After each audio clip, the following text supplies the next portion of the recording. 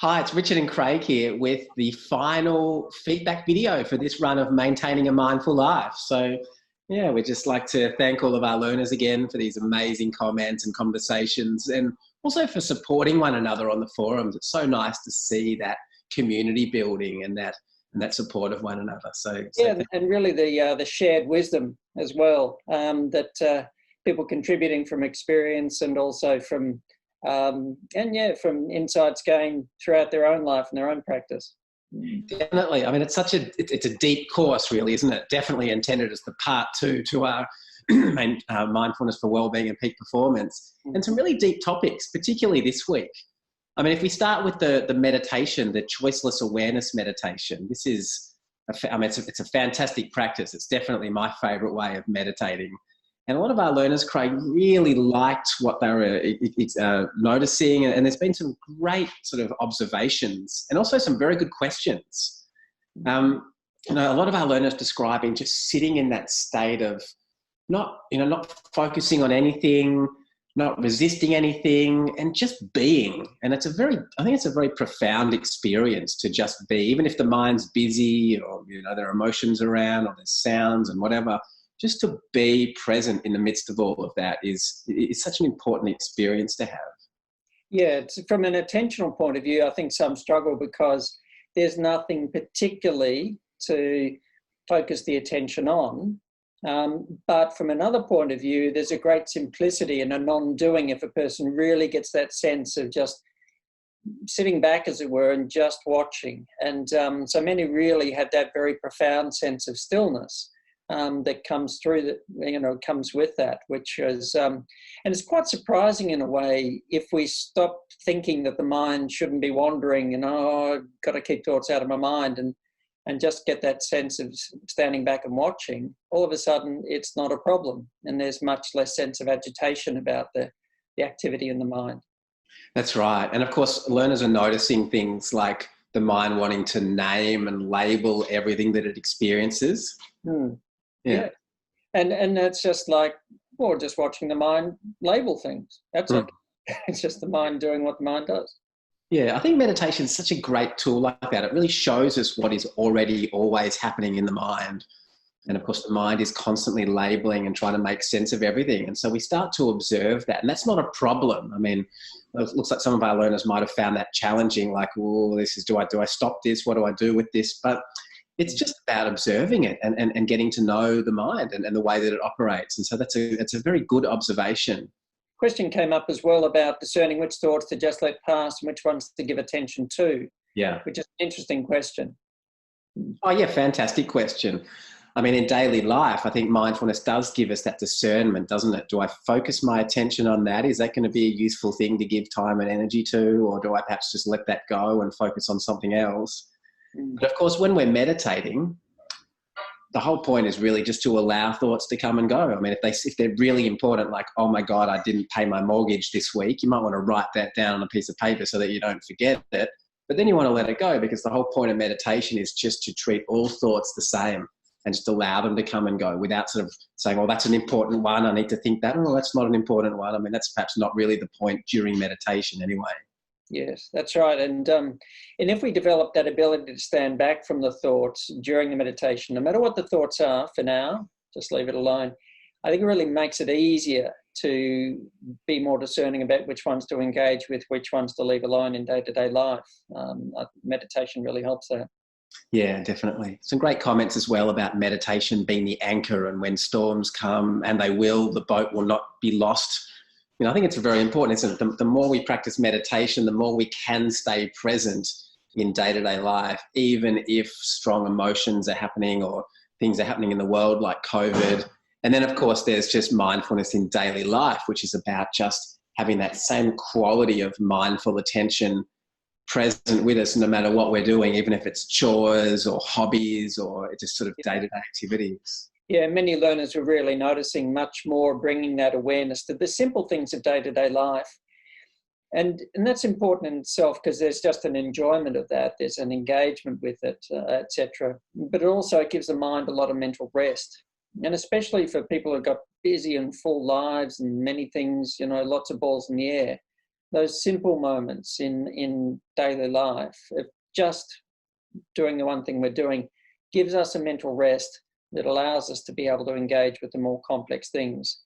There's been quite a lot of discussion about media as well, with all of the things that are happening in the world at the moment, and not wanting to be on overload, because, you know, I mean, essentially media, what you read, you know, on a news feed, or what you see on the evening news and so on, it's all ideas coming to us. It's all stuff being fed to us. It's very often other people's emotional states and other people's assumptions being fed to us.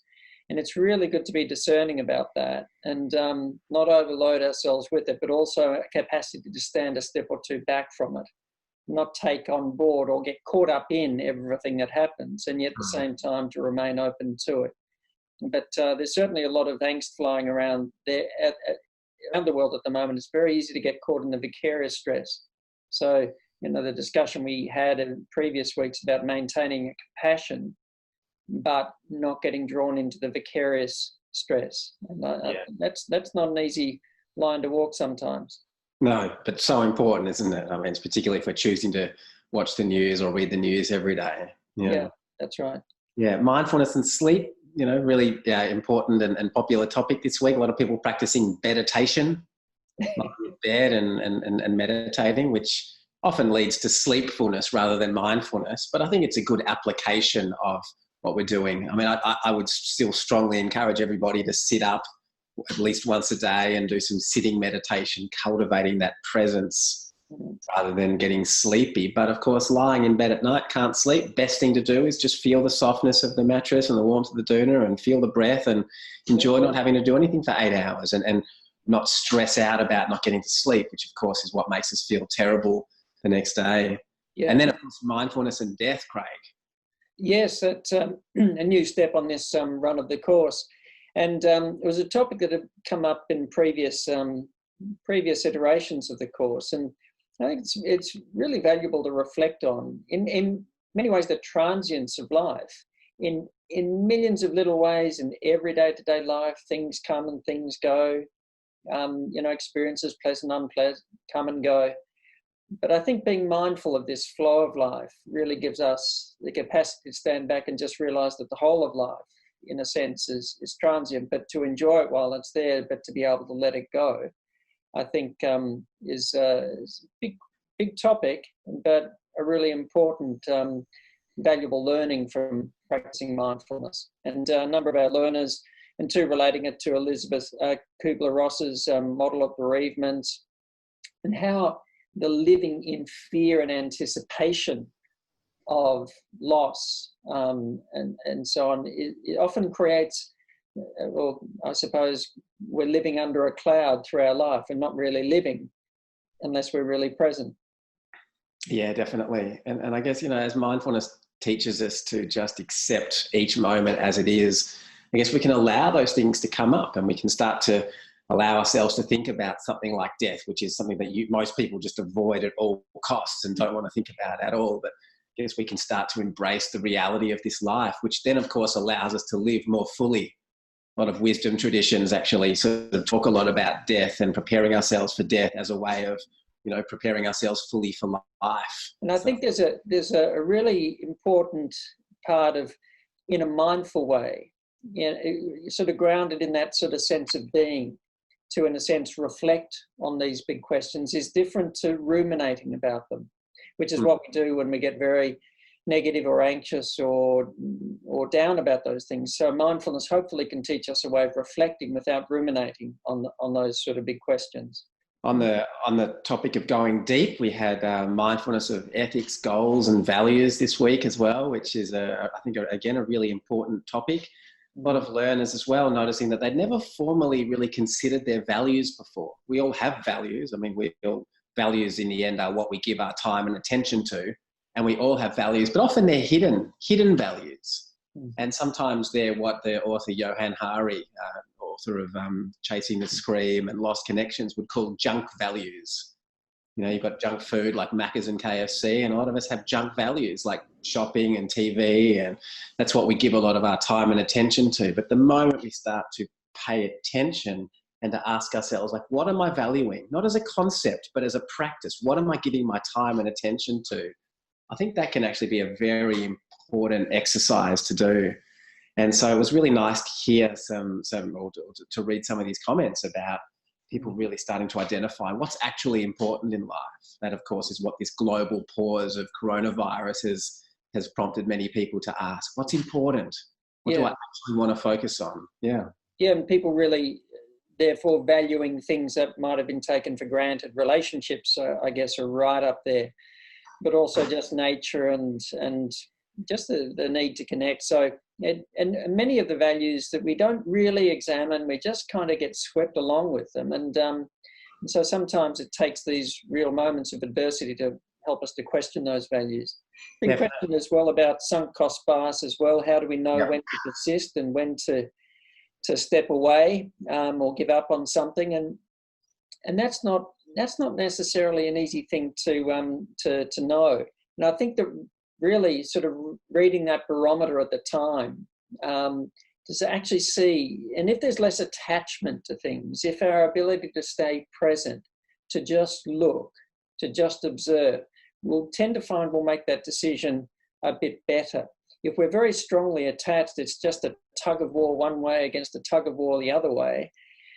It's exhausting, and the mind agitates between these two things, and we don't find the answer generally in the agitation. We find the answers generally in the moment of poise and balance. The letting go, I think, really, really helps that. And they're not diving back into the past or getting anxious about the future, but looking at what's in front of us now. And that's not just looking at what's going on around us. I think it's looking at what's actually inside us now.